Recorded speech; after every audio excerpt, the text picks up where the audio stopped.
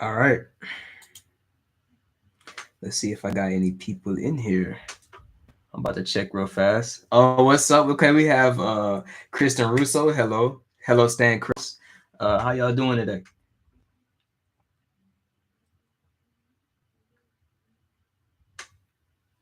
Here, I'll be able to see the comments from my phone. So we got some viewers in here, so I'm about to go ahead and get right into the presentation.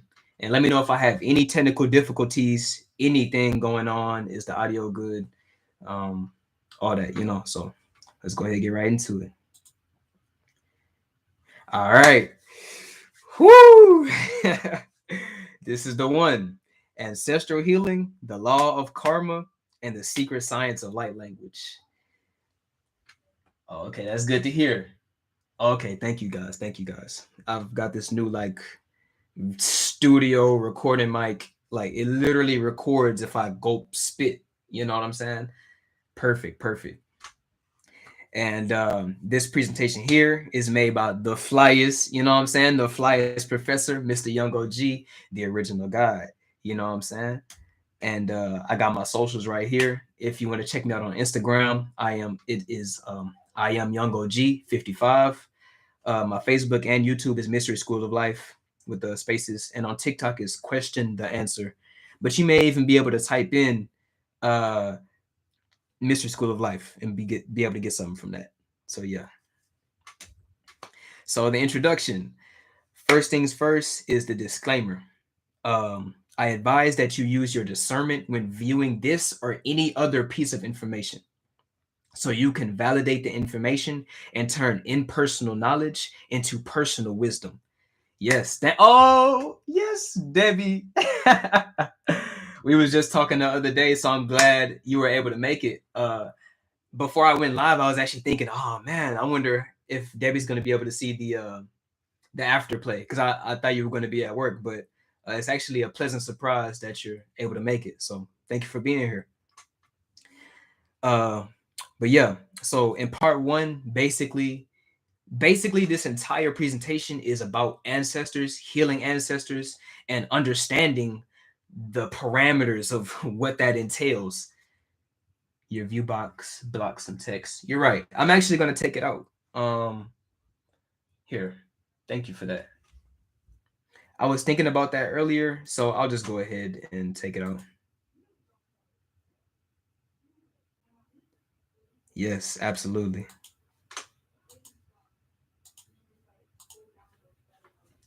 All right, so in part one, basically, we're going to be explaining what is karma, exactly the science of it, and we're going to go through a few thought experiments on understanding karma, and a fifth grader could understand this. So strap in for that. In part two, we got ancestors and the snowball effect of energy slash karma. And finally, in part three, we'll talk about healing ancestors and some advanced techniques like light language and other stuff like sound healing and things of that nature. But let's go ahead and get right into it. So, karma can be understood using the law of inertia. So, let's go ahead and get right into it. Newton's first law of motion states that an object at rest stays at rest, and an object in motion stays in motion with the same speed and the same direction unless acted upon by an unbalanced force. This fundamental law of motion is the hold on, let me actually let me zoom in on this. This fundamental law of motion is the basis of the most famous theory by the most famous physicist to have ever lived, Isaac Newton. But even still, this basic law of motion, even today, isn't fully understood because the mainstream hasn't applied this to spiritual matters. For instance, karma.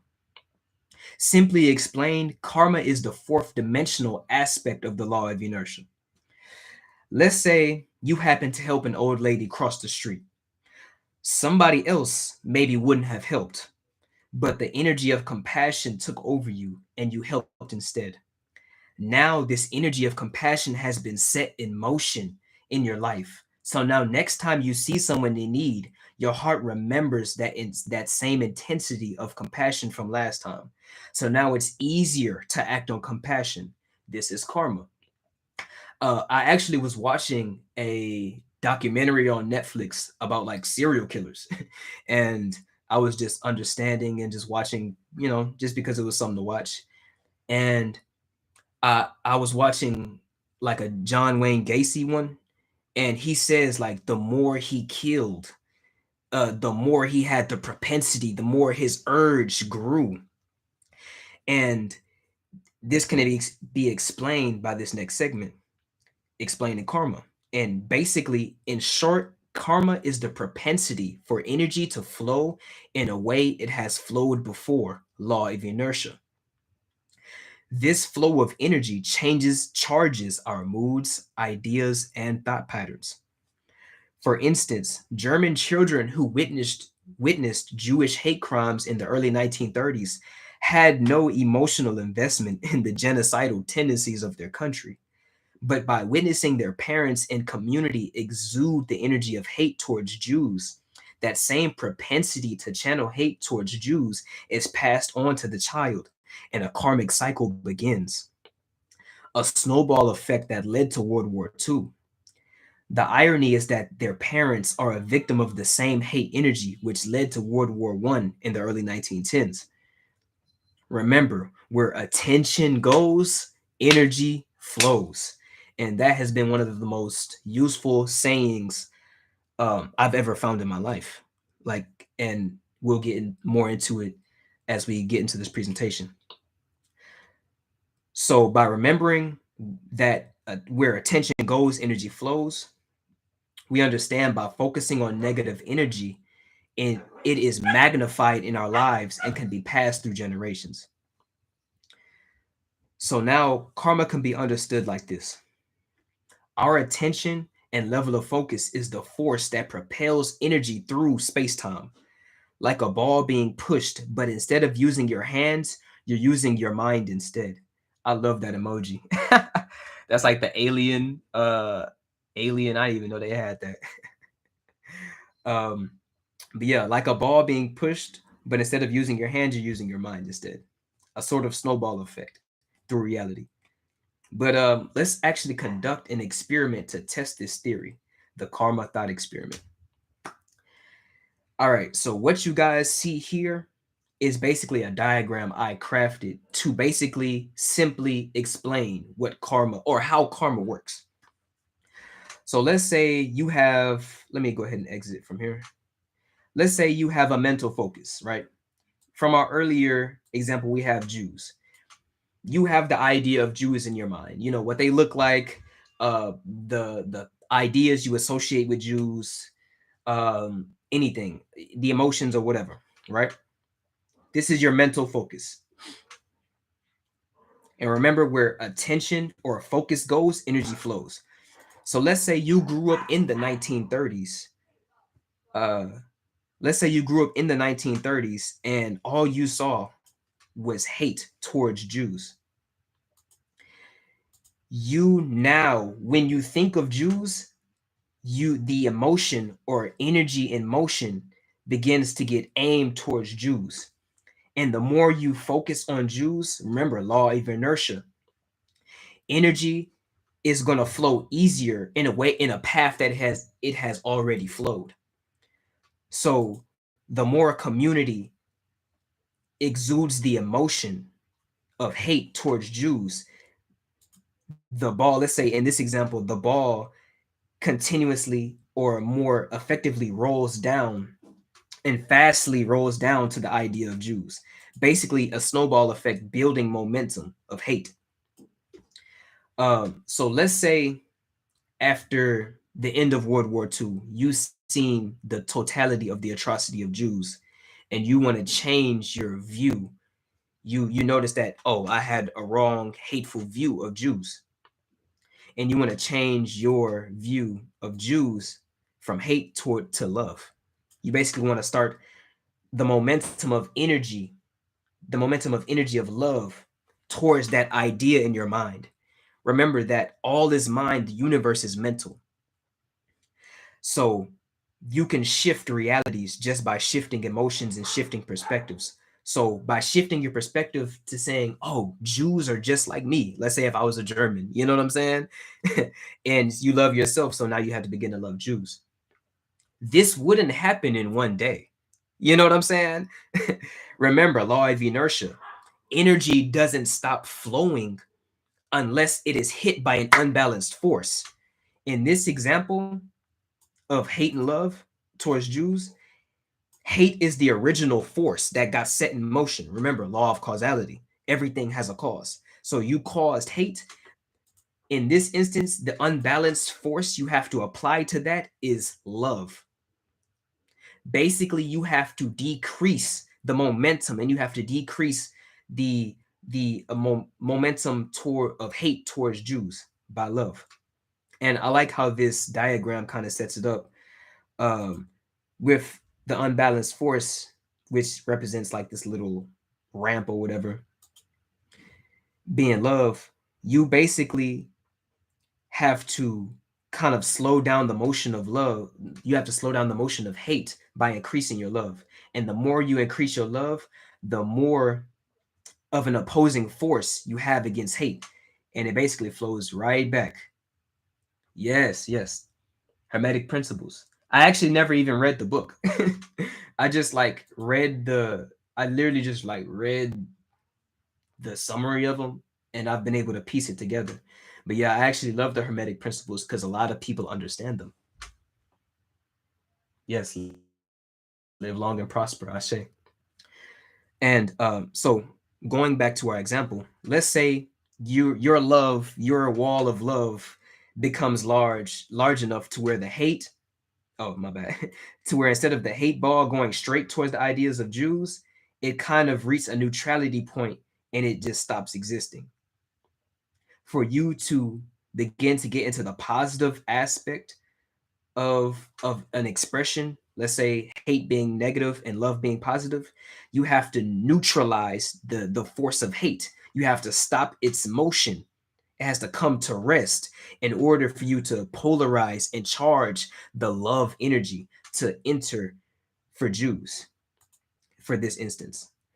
And this is why racism can't be solved in one day in America. This is an ongoing process. This goes for yourself. You know what I'm saying? Um, let's say you had a hateful mentality for yourself, or you would say mean things about yourself. These ideas carry energy, or they carry a certain emotion, and basically you could counteract that by saying loving affirmations. Instead of saying I look ugly and fat, I'm getting skinnier or I'm big boned. You know what I'm saying?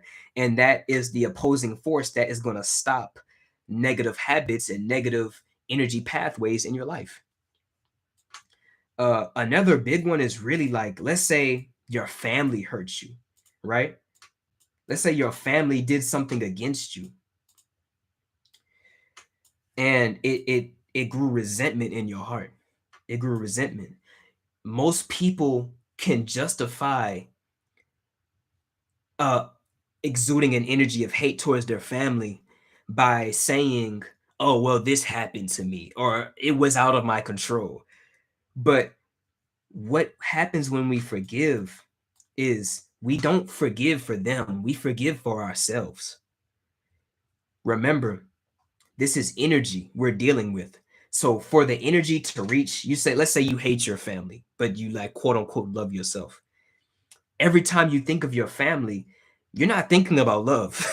You're not in a loving emotion. Let's say if you hate them, you're exuding an energy of hate or resentment or whatever.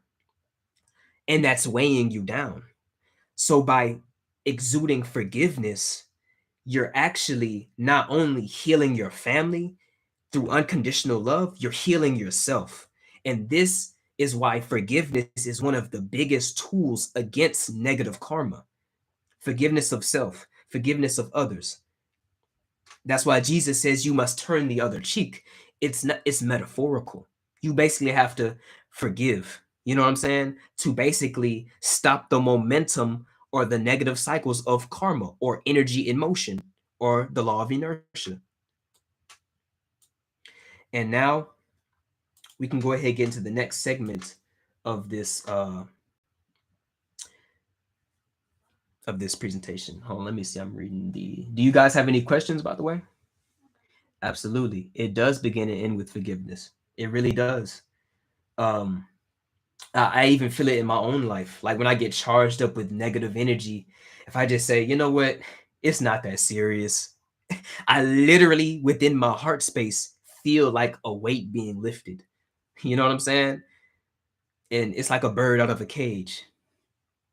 Oh, what's up, Lioness? I love that name, by the way. Oh, yo, what's up, Noella? I'm glad you was able to make it. Okay, it seems that nobody has any questions, so I'm gonna go ahead and get to the second part. And this second part kind of explains the next level aspect of karma and how our ancestors occur karma. Yeah, yeah. She says I experienced that Monday. Um, it's vital. Just remember forgiveness. So let's go ahead and get right back in. Oh, what's up, Starcrast? Oh, she was saying that's a lioness. So previously, we spoke on how energy can be passed through generations, law of inertia, by witnessing our immediate ancestors, like, mother, your mother maybe, I'm saying, did something to hurt you and you had to forgive, or you did something against yourself, because honestly, self-neglect is the most common form of domestic abuse. You know what I'm saying? Negative self-talk is the most common form of abuse. Um, but let's say, you're trying to heal that, right? But let's say, for instance, specifically your ancestors. We explained that previously, but not how our DNA is affected by these generational curses, or what I call generational karma. So let's go ahead and watch this video right here. Oh, snap. You know what I'm saying? We got the big dog watching. My pops. Yo, this is my first mentor right here. I seen he entered the chat. Oh yeah, thank you very much. Thank you very much. Man, every time I see my father come through for one of these lives, it just really do put a smile inside my heart. Um, so yeah, you can say what's up to the chat if you want. If not, just sit tight. Sit tight. There we go. Oh snap! I can't even heart it. So let's go ahead and watch this video that basically explains generational karma through plants.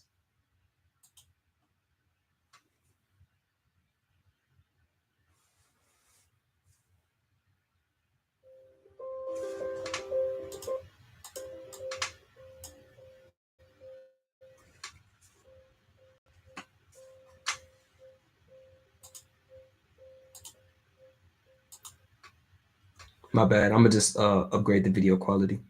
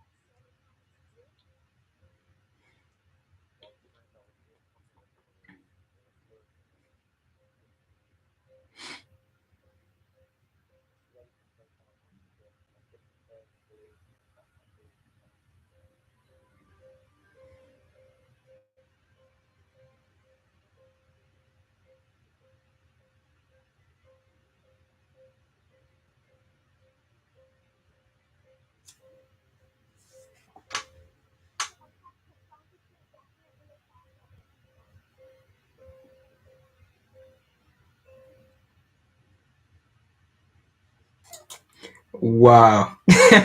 Powerful stuff, right? That just goes to show the power that our words have, that our emotions, that our energy has on our DNA, our cellular structure. The cellular structure literally began to die after a while of being talked negatively to, having negative vibrations sent towards it. And we all know that emotions, thoughts, words, these are all vibrations. So imagine this. Imagine a generation of plants that get talked negatively to. Imagine how that would affect the 14th plant that has been talked negatively to. You see? And this is the snowball effect that affects our people today. Generational curses. This is how it started. It literally is implanted in our DNA. And that's why later in this presentation we'll get into sound healing, affirmations, and we'll get into many techniques of healing ourselves, because really healing ourselves is healing our ancestors, and this proves it right here. um so yeah, another way of putting this is a train analogy, but I know we have some comments. She says, Noella says, have you ever heard Healing Ancestral Karma by Dr. Stephen D. Farmer? Um, no, I actually haven't heard of that. I would like for you to send that to me after this, though. Or I'll just Google it and check it out, because that actually sounds really cool. And I like more doctors because they give you more of the. I understand the intuitive aspect of ancestral healing, and most spiritualists do, but I also like the science, because that could be deciphered and that could be given out like little nuggets of information, such as here. um, yeah, so back to the presentation. Here's another way to explain the ancestral or generational karma cycle and the law of inertia. We can understand it by applying it to ancestral trauma. Um, oh, I see that comment. I'll get to it in a little bit. So let's say your 14th great grandpa had an anger problem that invoked displaying this trait in front of his kids. So they picked up on the behavior in their kids thereafter, and so on until you. So now imagine your 14th great grandpa was a train conductor of the train called the hate train. At first, it was just a conductor. But after each generation, a boxcar, you see there's two red ones, a white, blue. After each generation, imagine a boxcar of hate was added to this train. Now, after 14 generations, this train is really long. And due to that, the train has increased its engine and momentum to keep going. And as we all know, the larger the train, the harder and longer it takes for it to come to a complete stop. Here's actually a fact up here. The average freight train is about 1 to 1 1/4 miles in length, which is 90 to 120 rail cars. When moving, when it's moving at 55 miles per hour, it could take a mile or more to stop after the locomotive engineer fully applies the emergency brake. A full mile. So if you even, let's say you were stuck on the rails, you like your engine blew out or something like that, and if you even see the train, you're done for. Either that or you're gonna have to hop out the car. You know what I'm saying? And your car is gonna get smushed like a soda can. And that's just how much force, that's how much momentum is built up the more you add to the train car. And as you guys can probably see from my analogy, the more you add, the more energy you add to something, the more momentum it gains and the harder it is to stop. You see, such an analogy sums up ancestral trauma. So until the emergency brake of forgiveness is applied, this train of trauma will never stop. Remember, law of inertia. An object will continue to move along its path until an unbalanced force is applied to it. You see? And that's where you come in after that. That's where you come in, to forgive yourself, to forgive your family, and then transmute the negative energy in your life and for your future generations' lives, to stop the momentum of negativity from going any further, whether it be poverty, anger, self-loathing, or even addiction to demons, whatever it may be. We should be front line to stop whatever cycle of hate or fear there is. Period. I, I, Ashe, Ashe. I actually seen a post, like in a famous Facebook group called like Ascending Together, and it was like Lisa from The Simpsons crying like, "Why do I gotta heal all this ancestral trauma?" I'm like, "What?" I mean, I get it was a meme, but like, hell nah. Like, I'm adamant about this. I'm adamant about this. You know what I'm saying? I'm ready to be frontline. You feel me? I'm not doing this just for me. I'm not doing this just for me. So we should actually be proud we get this opportunity to heal. If we understand that we're one consciousness, we're actually not healing others, we're healing ourselves by healing others. This is a journey of self-healing, but that's what most people don't understand. So it's actually a great honor to be able to heal, to be in the third dimension, so to speak. You know what I'm saying? And I'm sure we're honored by our ancestors by being here and doing the work. And speaking on doing the work, we're going to get into healing our ancestors, light language, and accessing higher dimensional ancestors. Oh, I like that. I like that. Legacy breaker. Ooh, I like that. Ashe, ashe. That's one of my favorite words. We all will heal our ancestral trauma. Ashe. Um, so let's actually get into perfect timing, how to heal our ancestors and ourselves. Like I have spoken on earlier, there are many ways and many facets to going about healing ourselves and our ancestors. First thing first, remember that you personally, you are your ancestors. You are your walking and living ancestors. They live as you. More specifically, their memory and their life is printed in your body. Watch how I didn't say body as in Body. I said Bady. In Egyptian mythology, you had the Ka, the Ba, and the Ak. Our physical body is our spiritual vehicle in the third dimension. So our spirit is imprinted in this vehicle. It has a legacy that spans over generations.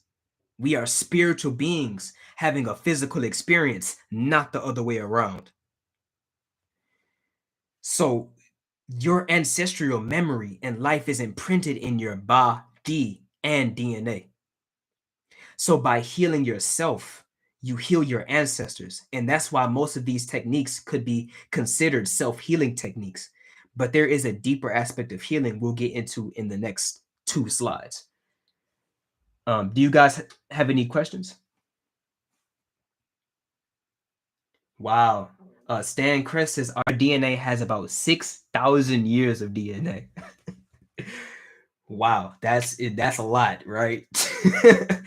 Jeez. I'll give it about a few more seconds. Um, okay, looks like we don't have any more questions. So let's go ahead and get into the aspects of healing our ancestors. The first aspect, as we talked earlier, is forgiveness. This is if we go back to the analogy of the hate train, this is basically the emergency brake that puts a stop to the momentum. Oh, thank you, Stan Chris. This basically is the emergency brake that puts a stop to our train of hate that we may not even be conscious of. That is ancestral. That is subconscious. Another way is talking to your cellular structure. Just let's go back to the plant analogy. When they talk to the plant, if they talked negatively to the plant, it would grow. When they talked Oh, when they talk negatively to the plant, it would shrivel up and die. When they talked positively, it would grow and prosper. So this is why affirmations are so important. Every morning, I wake up at about 8:30. I have an alarm for 8:30.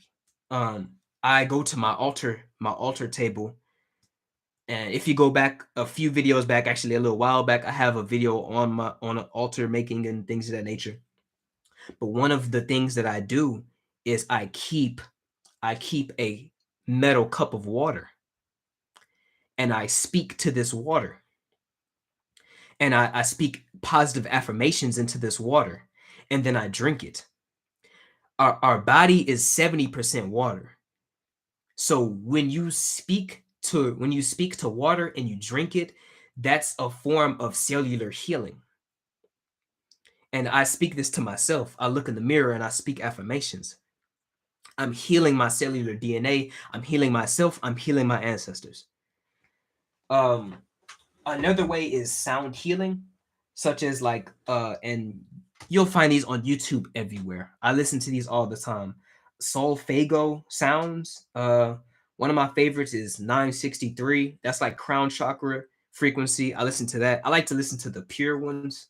I don't like to listen with the music. I just like to listen to the pure frequency because that's the most potent. Another good one is 432. I find that calms me down.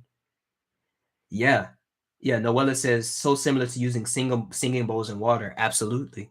Absolutely. It's basically a direct translation. Um I actually do want to get a singing bowl, but I got to get some money.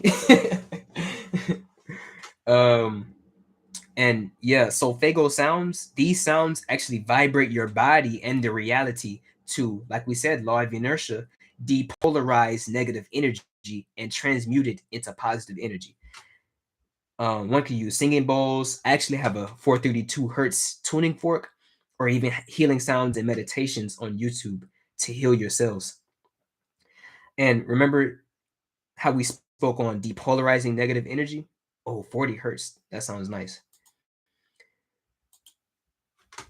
Basically, by using sound healing, instead of thoughts being an unbalanced force, you're using hertz, you're using solfago sounds as unbalanced forces against negativity. And you're basically decentralizing, or what's decentralizing? I forgot how to say it. It's actually a really long word. I think it's decentralizing uh the negative energy into a still point. You see? Okay, let's see. What about kalimba? Oh, I never heard of that. I've actually never heard of kalimba. You may have to let the chat know what that is. Or if anybody else knows what that is, drop it in the comments. 532 hertz is pretty good also. 532 hertz is good. If you guys know any special hertz, drop them in the comments so all of the chat can see. 1111 for clearing, same effect as saging. Oh, yes. Yes, yes. I've actually been seeing the number 1111 a lot. Whenever I see 1111, some turmoil is always going to happen, but I'm always going to go through like a new phase of my life. But that's a whole nother video. So the next aspect of soul healing or ancestral healing after sound healing and talking to your cellular structure is contacting fifth dimensional ancestors in light language. And these could honestly be their own videos in and of themselves. This presentation is actually, this could be like 6 hours, but I actually condensed it so you guys can understand. But I did give contacting fifth dimensional ancestors and light language its own uh, modules. So let's go ahead and get into first the fourth and fifth dimension so we can understand how to contact fifth dimensional ancestors safely and with caution. And we'll get into the safety parameters of dealing with extra dimensional beings in a little bit because there are risks at hand when it comes to that. So before I could get into accessing fifth and sixth dimensional or fifth dimensional, whatever ancestors, we have to understand. Oh, what's up, Cody? We have to understand what dimensions are. Like I always hear people talking about 12th dimension, 36th dimension, first, second, third. I'm like, do you guys even know what you're talking about? Like, what's our standard of understanding when it comes to understanding dimensions. Uh, I don't claim to know all the answers, but how I understand. This is how I understand dimensions, or at least the fourth and fifth dimension. If you guys want to see a video on the dimensions, look on YouTube. I have a series on it. And if you want more videos, just put them in the comment. I'll whip them up by tomorrow, pretty much. Um, but let's go ahead get into the dynamics of the fourth and fifth dimension. First, the fourth dimension. Some words for the fourth dimension are the imagination realm, the astral realm, and the mental realm, which include thoughts, ideas, memories, and so on. Access to the fourth dimension allows for Akashic records recall and parallel lifetime access. Notice how I don't say past lifetime, because all Albert Einstein said all of time is relative. So there's no such thing as past lifetimes.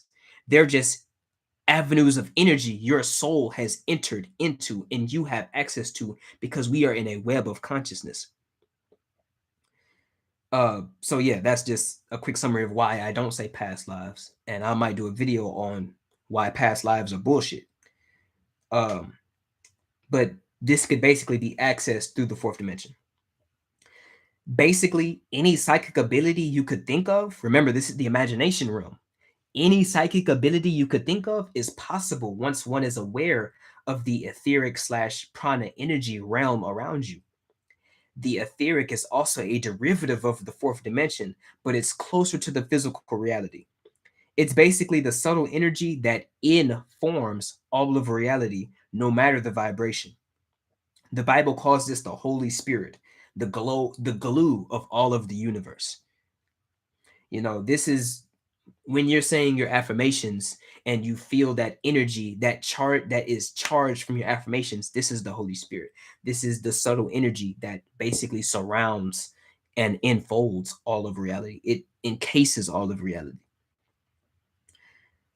And we'll get into ancestors and things of that nature in a little bit. But first, let's finally explain the fifth dimension.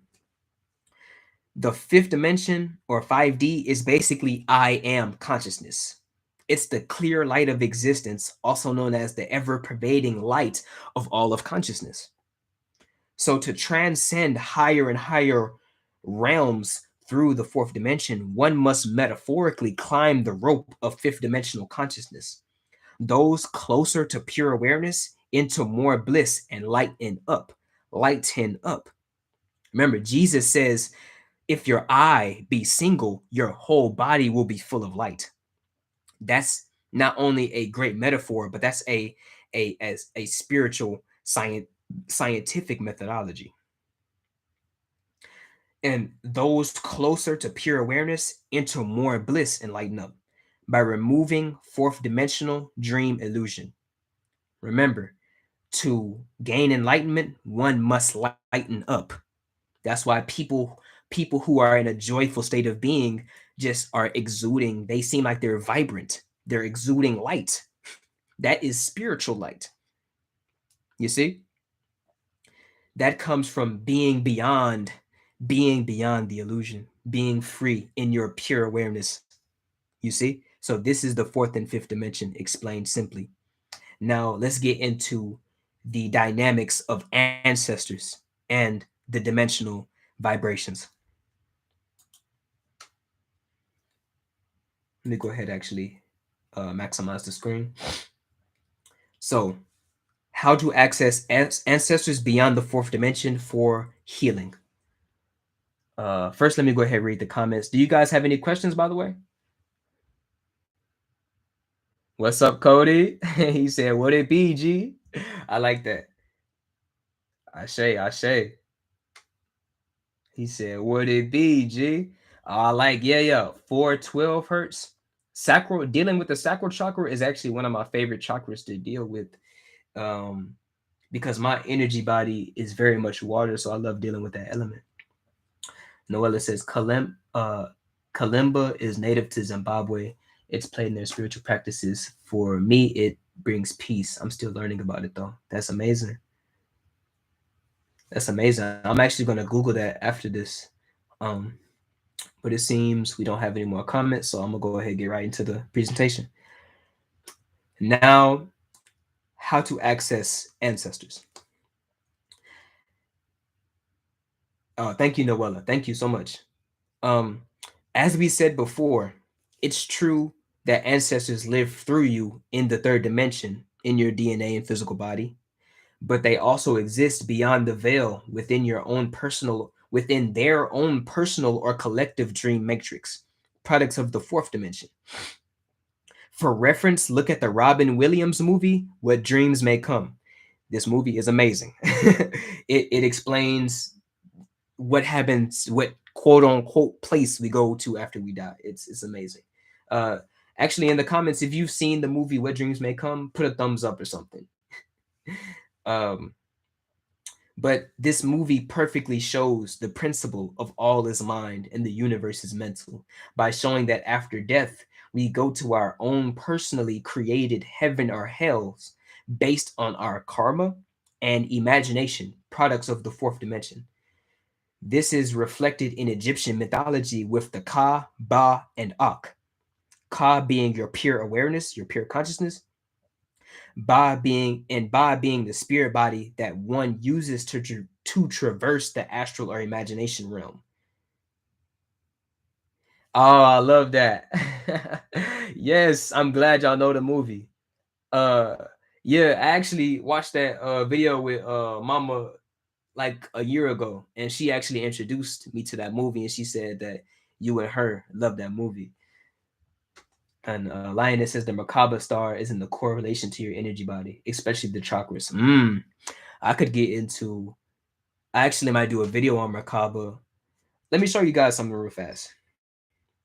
I actually have a presentation called "How Angels Create Reality," and I'll get into the sacred geometry and embodiment of sacred geometry, such as Metatronic consciousness, Metatron's cube, Merkaba, the platonic solids, and things of that nature. So that's just for lioness. Oh, I'm definitely not exiting out. That's for lioness, if you want to stay tuned for that. Um, but let's see. Yeah, Macabre is cool. So I'm glad that you guys know about this movie. So I'll go back a little bit. Let's see where I left off at. So the Ba being the spirit body that one uses to traverse the astral and imagination realm, the place, the quote unquote place that we go after death. Beings who are intelligent or smart heal by accessing fifth dimensional consciousness while in the astral to ascend to higher realms. But some of our ancestors get caught in astral dreams or don't want to let go of their demons and basically put themselves in the devil card moment after death.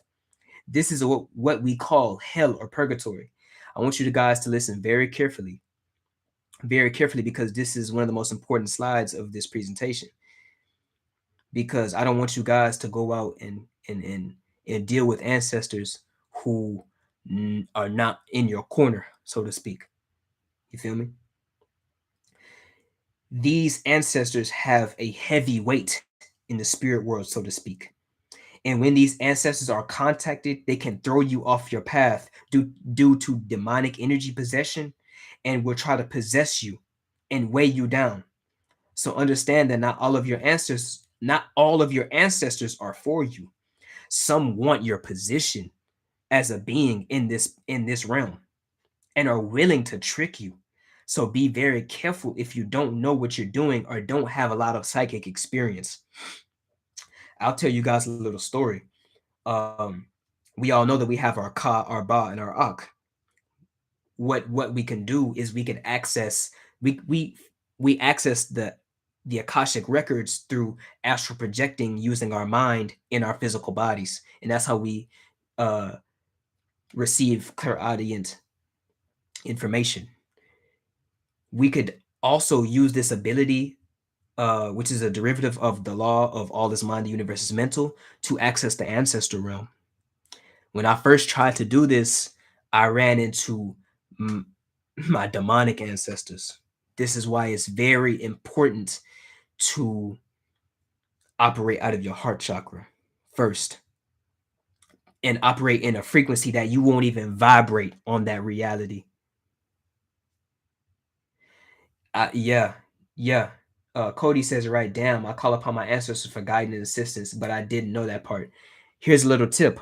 Call upon your benevolent ancestors. This is my father actually taught me this, and I'm very grateful you taught me this. I remember we was on a phone call, and he is actually the one who kind of inspired this chart, this slide. Because I used to be like that. I used to just call out any old ancestors because damn near we think, oh shit, our ancestors are all good. They're all, you know what I'm saying, yippee, yippee. No, them motherfuckers want your spot. You know what I'm saying? Um, so when you're calling on your ancestors, call on your benevolent ancestors, call on your ancestors of light, call on your ancestors, call on your higher self to guide your ancestors, call on love, all of these things. You feel me? Um, and Cody, you'll get a better understanding once we actually get into the aspect of fifth and fourth dimensional uh ancestors. Hold on. Noella says, can you send healing to them when transmuting negative energy, or there's no point? Oh, we'll actually get into that at a later slide. Just stay tuned for that, okay? Um, because remember, all of this reality is a projection of your own mind. So you could project healing, healing, nurturing, all of these things to your ancestors, and we'll get into that. Um, so let's go ahead and get into the dynamics of fourth and fifth dimensional ancestors. Uh, First with fourth dimensional ancestors. These ancestors are still technically fifth dimensional ancestors, but are caught in their own dream illusions. Remember, this is very important, y'all. They're caught in their own dream illusions, slowing down their frequency to match the fourth dimension. This is like the devil card in tarot, with their chains being made of their belief. Remember that the Buddha says that desire is the root of all suffering. So when there is a desire to be incarnate again, or they were addicted to their human dream character while incarnate, or simply they believe the astral dream to be real, these ancestors begin to have lower vibrational attachments that weigh them down, like anchors holding them down from penetration into fifth dimensional consciousness. And this is why dealing with certain ancestors is dealing with negative ancestors is not good, because they're caught in illusion. They want to be where you're at. They want to be in the dream. They want to be in the dream. So they're going to actually bring your frequency down so they could attach themselves to you. Yes, that's right. Your ancestors will some, not all. Some ancestors will create negative energetic attachments so they could live through you. This shit is deep. I had to find this out. Yes. I had to find this out for myself, but I see Noella says so similar to ego. Yes. Remember, the Buddha says desire is the root of all suffering. Their desire, their need, their want. Remember, all is mind, the universe is mental. They're creating their reality. Devil card moment. They're creating, and they're in the fourth dimension. They're creating their realities instant. Instant.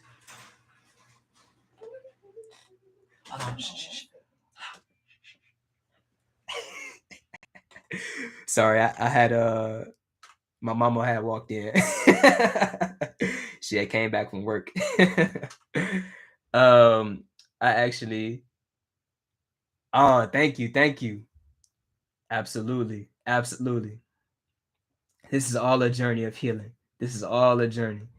And I'm just so blessed, or I have so much bliss to be in this position.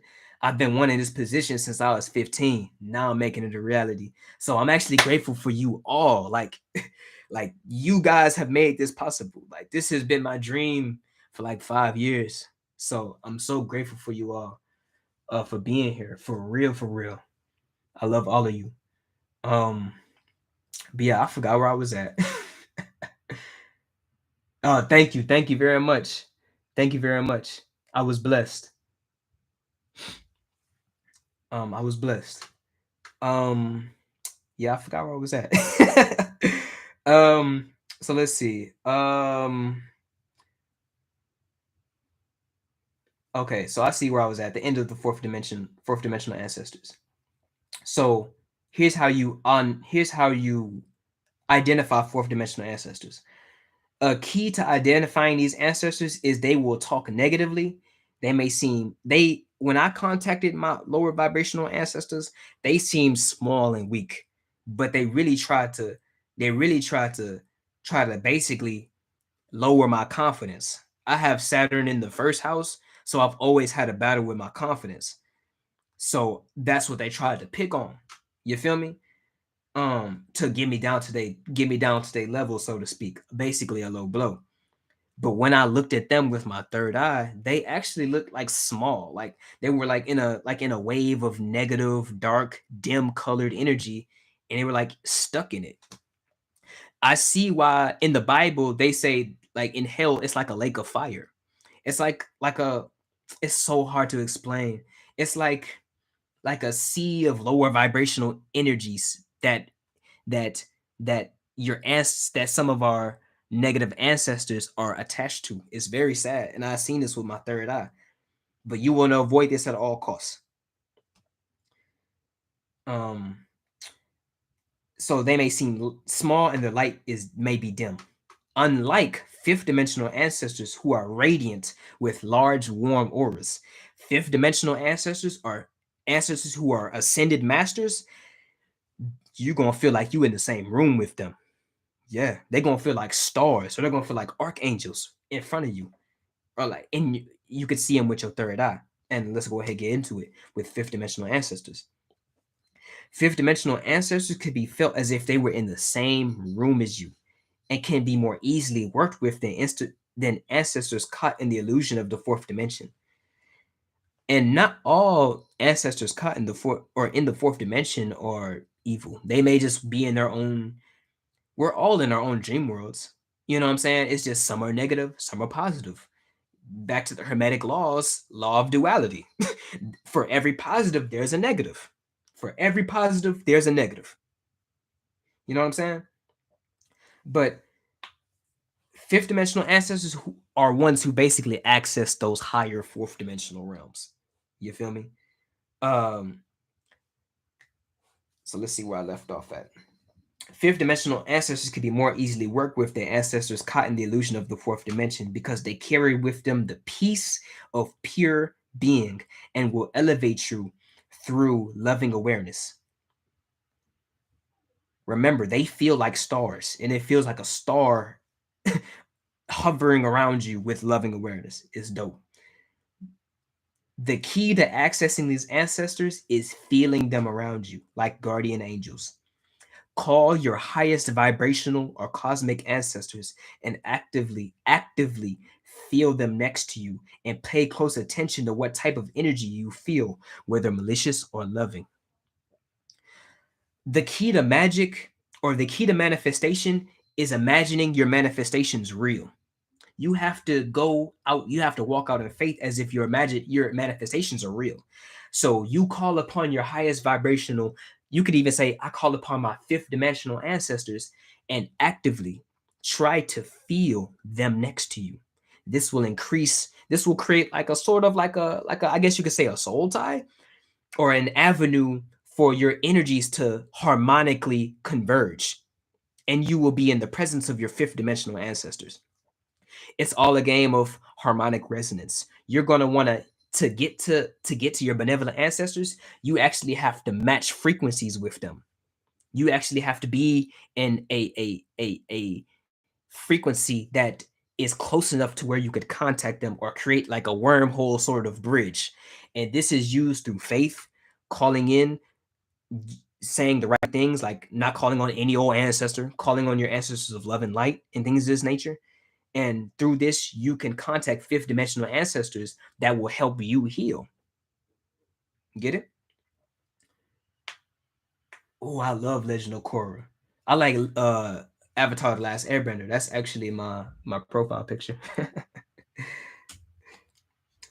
um, so before I get into the power of light language, do you guys have any questions? I'm gonna go ahead and also look at the comments because it seems like we have a lot.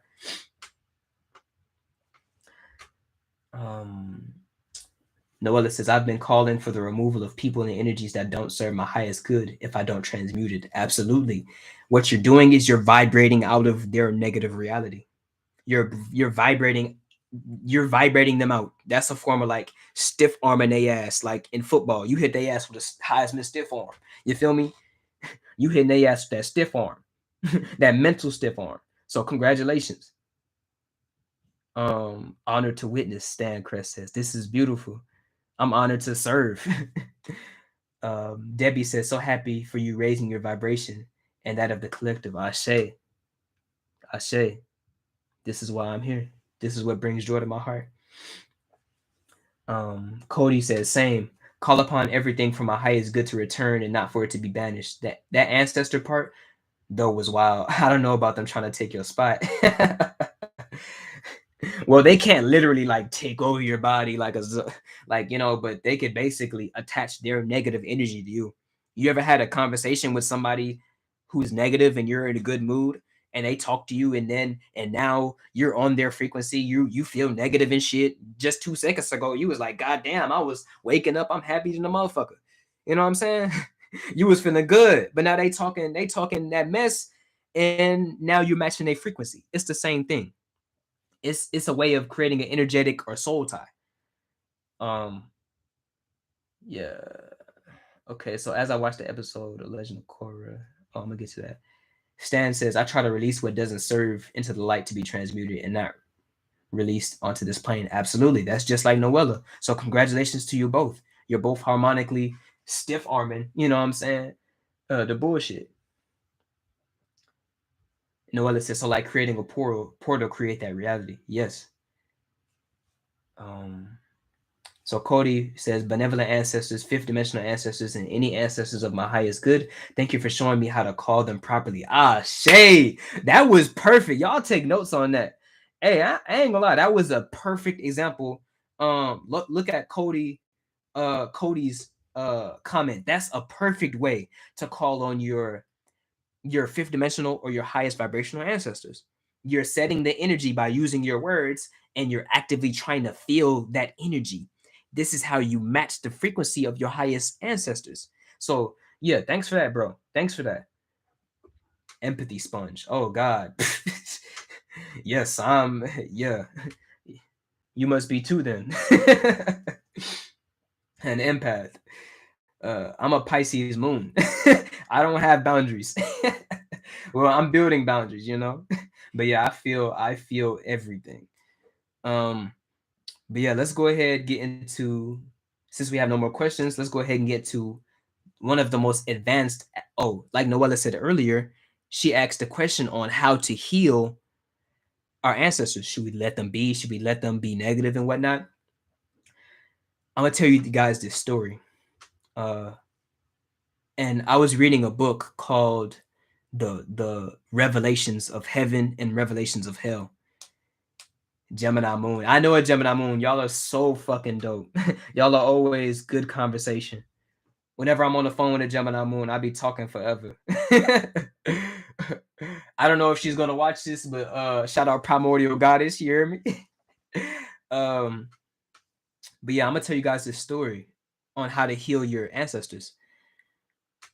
It's this story, the book, The Power of Heaven and Hell.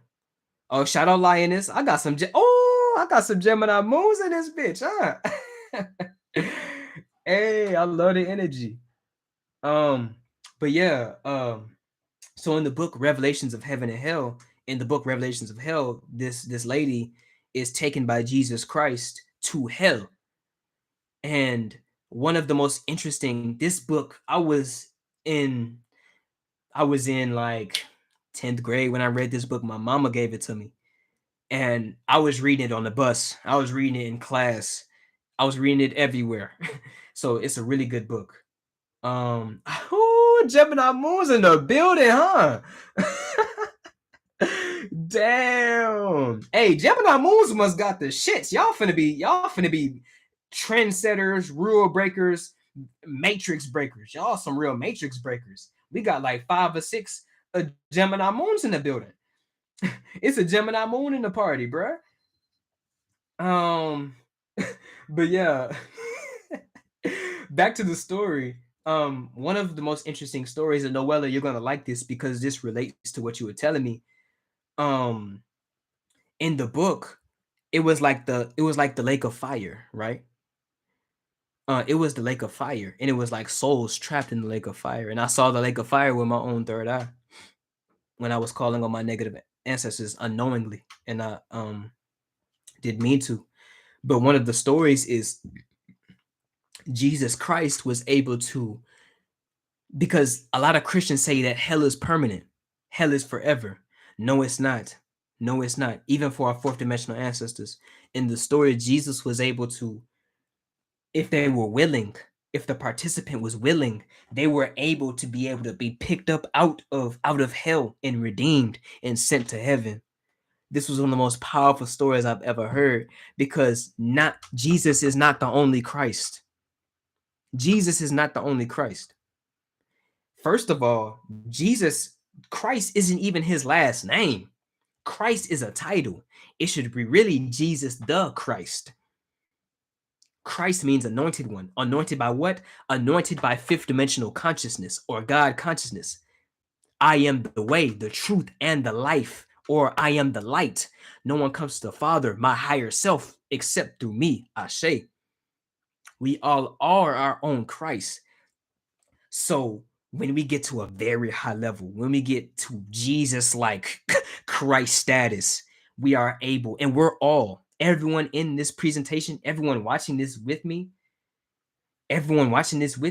is at Jesus Christ consciousness. Congratulations. You all are able to heal your ancestors. You all are able to heal your ancestors just like him. So I say to you all. Oh, thank you, Noella. Yeah, please send me the PDF. That'd be really nice.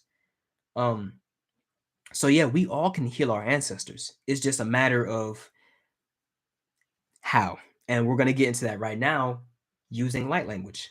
And this presentation, this slide is the unequivocal power of light language.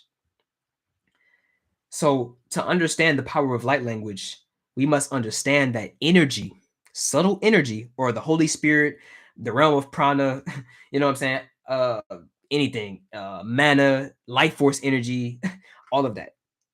Those are all names for subtle energy.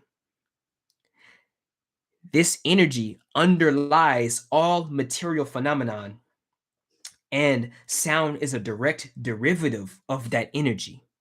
I'm gonna read that again. Energy underlies all material phenomena, and sound is a direct derivative of that energy.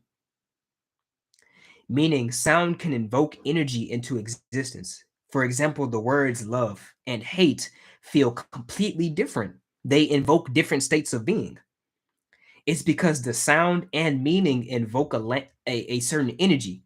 But what does this have to do with light language? Well, light language is basically a way to pull certain activating sounds from your subconscious that invokes certain energy into existence, which then can be channeled however you like. This is very important, y'all. And I could go into a presentation, a full hour-long presentation just on light language. But this is just a little snippet. Um, for instance, if you want to use light language to heal your fourth dimensional ancestors, you can set the intention for love in your heart and feel deeply what love feels like to you. Like, set the intention of what does love feel like to me? Tune into your heart. What does that feel like?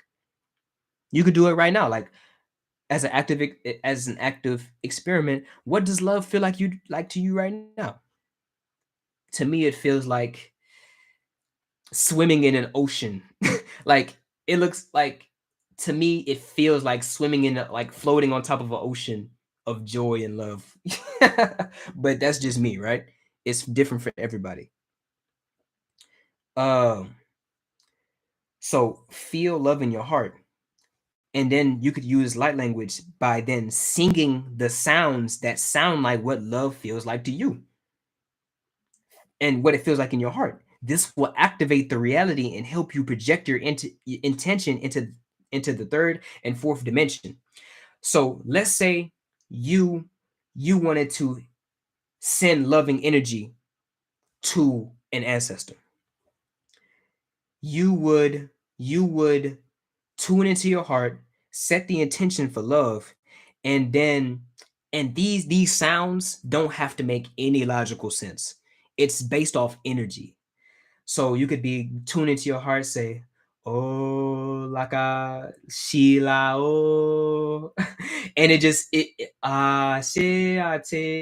oh, and it could just be the frequency of love for you. It could literally be sounds that directly correlate with the energy of love. It's a form of amplifying. It's a form of amplifying and bringing the purest form of energy into this existence. And all is mind, the universe is mental. You can project this. You can project this energy to your ancestors for healing. So you could sing light language. You could sing light language to your ancestors and heal them. And light language is highly effective in healing, but really is way more versatile than just what it is basically it's more versatile than what I'm saying. It's basically a language that everyone has access to that enables subconscious psychic communication that can communicate frequencies or even psychic mental images. But that's much outside of the scope of this lecture.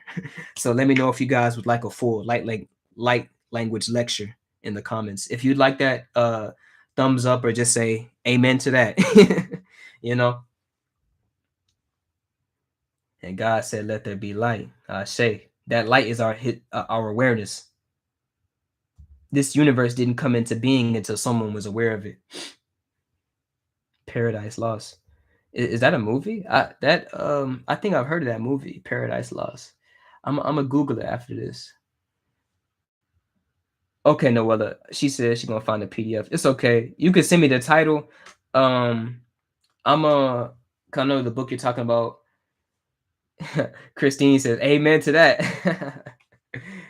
So stay tuned for that. I'll set an event for it so you guys can check it out.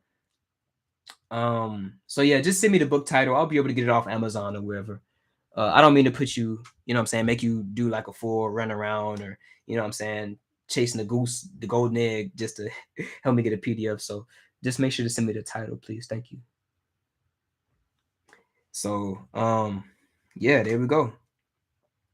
So let's go ahead and get, oh my god, it's my bad. So summary. In this lecture, we reviewed the science of karma, how to heal your ancestors, how to be healed by your fifth dimensional ancestors, and how to use light language to heal your fourth dimensional ancestors who are basically caught in a devil card moment. Um, do you guys have any questions for me before I close out? Because I know we covered a lot. We covered karma, ancestors, dimensions. We covered a lot. The law of inertia, science, healing, spirituality. It's a lot. So, do you guys have any questions or any concerns or anything? I'm also going to read some comments. So we got 4 people who do want to see the light language, how to use light language uh, lecture. So I'm gonna go ahead write that up. Usually my lectures are on Wednesday. I'm full on lectures all of this month, so I might have to fit another one in. Um, so yeah, I'll give you guys a minute to type in your comments, anything you'd like to add, anything you'd like to say, any questions. And if not, I'll give you guys a few more seconds, then we'll head up out of here. Kristen Russo says, "Thank you so much." No, thank you so much. I'm glad you were able to learn. Thank you. Thank you. I appreciate all the kind words. Every time I get some kind words, it reminds me to keep going. I'm not gonna stop either way it go. You know what I'm saying? I'm a hustler at heart. You know what I'm saying? But the good words do help, nonetheless. I'll never give up. I'll never give up on my heart. I actually have been thinking about getting a tattoo called "Forever Young." Like I'm gonna die young, even if I'm 80, I'm gonna die young. I'll never let my heart grow old. Thank you so much for this beautiful lesson and group energy. Wow, for real. Debbie, you said it perfectly. Like the energy of this chat has been amazing. It has been outstanding. Usually in my lectures, I only get one participant. So to have like 8 people stay consistently all the way through is really an amazing thing. And it really feels like we're building a community here. So thank you guys for being here. For real. Stan says, curious on what you can share regarding dissociative identity disorder in regards to spirituality and ancestral healing. That's actually, oh, someone sent me a photo. Oh, that's Noella. Okay, I'll look at that in a little bit. And if you guys don't have any questions, you could leave, but I'm also going to be answering questions if you guys would like to hear that. So, dissociative identity. When I was under attack from negative entities of the fourth dimension, yeah, Gemini moons represent. Oh, God, we had a full house of Gemini moons, right? So, I'm going to answer your question in regards to ancestral healing. When dealing with negative ancestors, they may try to subconsciously or even consciously bring down your confidence in a way that is going to give you a cognitive dissonance. Because usually when we contact our ancestors, this was for me, and I'm going to get personal with this. When we contact our ancestors, we have an idea that they're all going to be benevolent, they're all going to be good. So when I contacted my ancestors and they spoke negatively to me, I honestly was like really fucked up behind that. Like I was like, I didn't tell nobody because how do you tell people something like that, right? You know what I'm saying? But it really messed with me because I had a cognitive dissonance, and cognitive dissonance is a sort of disassociation between two ideas. So I would just say, in regards to disassociating with and healing, I would say just make sure to call on your highest vibrational ancestors and set a clear intention when doing ancestral work. And that's why I say everyone should have a strong psychic background and at least have a few prerequisite knowledge before entering the psychic realm and dealing with spirits, because there's negative and positive spirits out there, and some of them don't got good intentions. You feel me? Um, but you also said dissociative identity disorder. Um, hmm, that's interesting because when we astral project, let's say if you want to go to the ancestor realm and when you're dreaming, that's a form of disassociation. But you may have to get more specific. Like, what do you mean by disassociation disorder? Like, do you feel like you're in two places at once or something?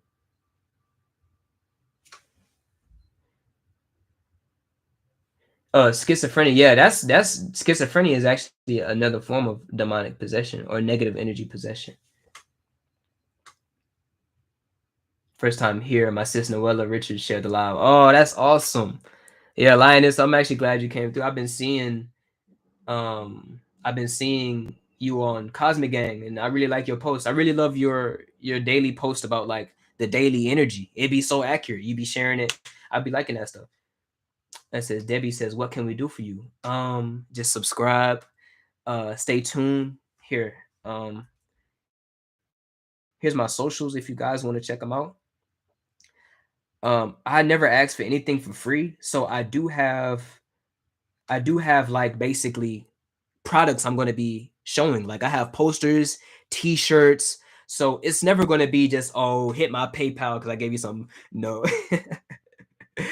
I always want to be able to have an equal exchange. So just stay tuned. That's all. Just stay tuned and we'll have more opportunities to build our community.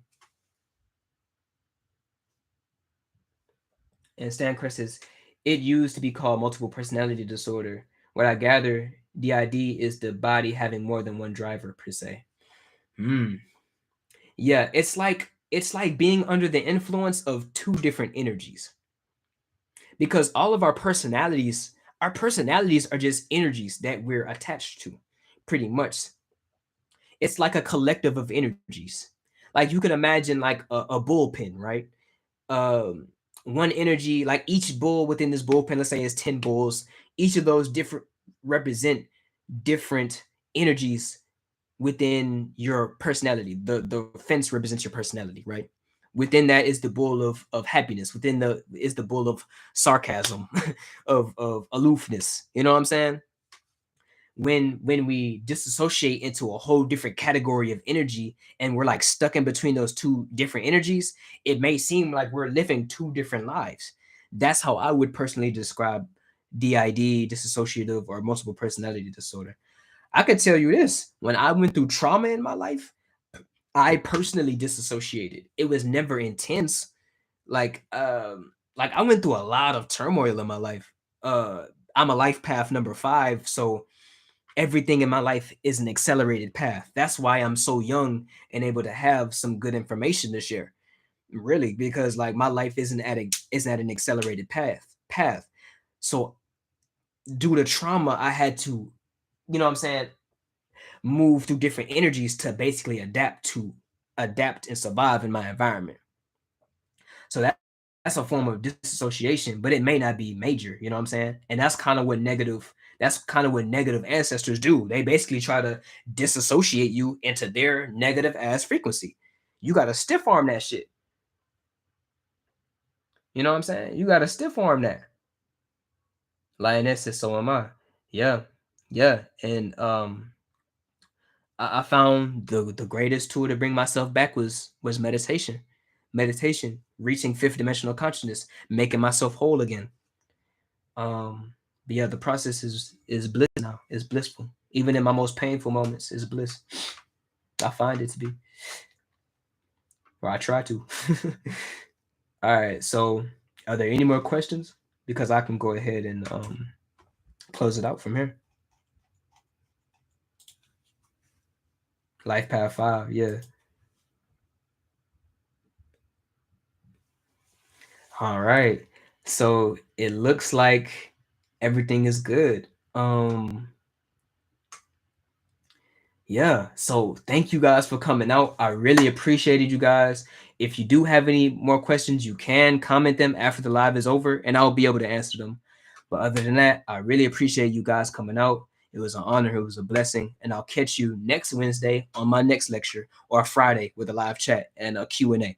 So other than that, I'll see you guys later. Peace.